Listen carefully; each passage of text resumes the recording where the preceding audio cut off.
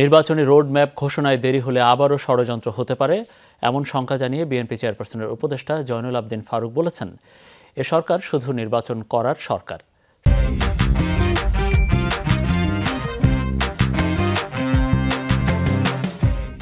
সকালে জাতীয় প্রেস ক্লাবে এক মানববন্ধনে কথা বলেন তিনি। জয়নুল আবদিন বলেন, এমন সংস্কারের উদ্যোগ নেওয়া উচিত নয় যাতে নির্বাচন বিলম্বিত হতে পারে। সরকারের বিরুদ্ধে এখন কথা বলার সময় নয়, এখন সময় মামলা প্রত্যাহার করে তারেক রহমানকে দেশে ফিরিয়ে আনার। সাবেক সংসদ সদস্য বলেন, জনমনে বিভ্রান্তি হয় এমন কিছু নিয়ে দাবি জানানো উচিত নয়। এ সময় শেখ হাসিনাকে দেশে ফিরিয়ে এনে বিচারের মুখোমুখি করার দাবি জানান বিএনপি নেতা ফারুক। এই সরকারের বিরুদ্ধে এখন কথা বলার সময় নয়। এই সরকার একটা নির্বাচনী ম্যাপ ঘোষণা করতে হবে। দেরি করা হলে আবার ষড়যন্ত্রকারীরা রাস্তায় নেমে পড়বে।